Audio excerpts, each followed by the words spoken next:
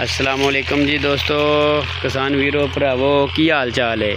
अज असी मौजूद हाँ चक 96 जनूबी चौधरी उमर वड़ैश के फार्म से अमरूद का बाग विजिट करा रहे हैं तो नाल ववाई कर रहे हैं जी।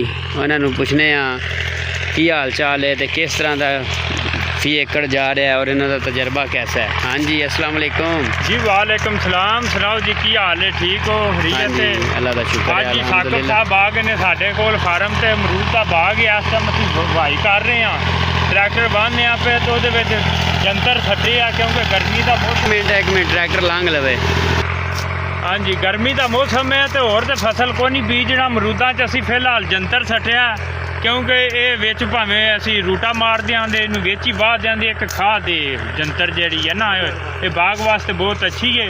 तो अज तो कोई असी महीना का पहला अमरूद नू छांग भी दिता है इस वास्ते कि गर्मी का फल असा बिचू खत्म कर दिता है। वेखो थले तुम वेखियो तो सुक्कियां टाणियां पईयां ने क्योंकि ये गर्मी का फल पूरे कीड़े ही होंगे ने, वो सही सलामत नहीं बचता। बड़ियां स्प्रेवां भी करिए ना फिर भी वो फल नहीं बचता, वो कीड़े पै ही जाते हैं। इस वास्ते खर्चा ज्यादा हो जाता है, स्प्रेवां बड़ियां करनियां पैंदियां, स्प्रेवां बहुत ज़्यादा तो फिर भी फल नहीं बचता। इस वास्ते असा ये सारा फल खत्म कर छड़िया गर्मी का क्योंकि सर्दी का हूँ असा जो सटिया ये ज़्यादा लेदा। इनू हूँ खाद सटी है, पानी लाया, गोडी शोडी की है तो हूँ फुट शुरू कर दी है इस मारनी सारी। ये जी नवी फुट आई है ये उत्ते ही अमरूद लगना सर्दियों का तो इंशाल्लाह फिर फल ज़्यादा लेदा सर्दी का तो बूटा भी सेहतमंद रोवेगा तो इंशाल्लाह ताला अमरूद जे थले तुसें जंतर सटे रूटावेटर करने वास्ते जाए इंशाल्लाह इनू रूटा मारा दे क्योंकि ये खाद बन जाती है जी। बहुत ताकत वाली चीज़ होंगी है, एडा एडा हो रूटावेटर मारो ये भी खाद है। तो फिलहाल हूँ असा इन्हों नैट्रोफास से खाद सटी है तो पानी लाया है अमरूद नू। इस तो इलावा थानू कोई चीज़ इनफॉर्मेशन चाहिए हो अमरूद के बारे तो तुसी कमेंट पूछो, असी थानू उसका जवाब जरूर देंगे। ठीक हो गया। किसी किस्म की कोई प्लान चाहिए हो अमरूद की चाहिए हो अमरूदा के बारे तो असी तुहानू जरूर दसांगे। उस तो बाद किन्नू फ्लूटर के बारे भी दसांगे क्योंकि वो भी साडा बाग है। तो इंशाल्लाह ताला कमेंट तुहां दसना कि तुसी ये वीडियो कित्थों वेख रहे हो ताकि सानू पता लगे साडे व्यूवर कित्थे दे ने। ठीक हो गया।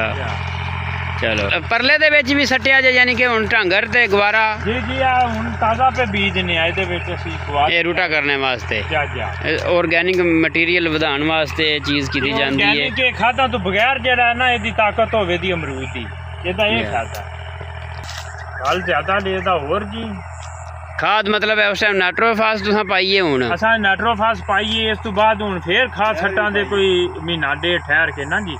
अच्छा खाद सट्टां दे ताकि ये जरा अच्छा फुले। इस तो बाद स्प्रे भी करां दे अगू गर्मी जैसम गुजरे दी फिर अगू स्प्रे करां दे। सही है जा। यह साडा जवान है जी जरा पूरा इस बाग की राखी कर रहा है, खिदमत है जवान है अली पूरी केयर यानी कि इस मुरब्बे की कर रहा है। तो जे किसी को कोई अमरूद शरूद चाहिए हो खरीद ना हो किसी तो वो भी रबता करो कमेंट जो फल का मौसम हो भी चाहिए हो तो असी पार्सल करा दे फ्रैश। वाह जी वाह, ये तो साढ़े वास्ते गिफ्ट भी होवे दा इंशाल्लाह इंशाल्लाह नाल गिफ्ट भी कर लांगे। सही है यानी कि चलो जी नंबर मेंशन कर देंगे चौधरी उमर वड़ैश के फार्म से अमरूद सर्दी च जिन्होंने चाहिए हो कमेंट्स करे थले इंशाल्लाह नंबर नोट कर लवे फ्रैश अमरूद।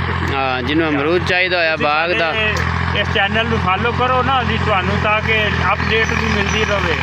ठीक हो गया जी, बहुत शुक्रिया जी, मेहरबानी। ओके जी, अल्लाह हाफिज़। स्मार्ट खेती इन्फो के साथ मेहरबानी जनाब। स्मार्ट खेती इन्फो लाइक शेयर कमेंट्स करें। शुक्रिया जी, बाय बाय।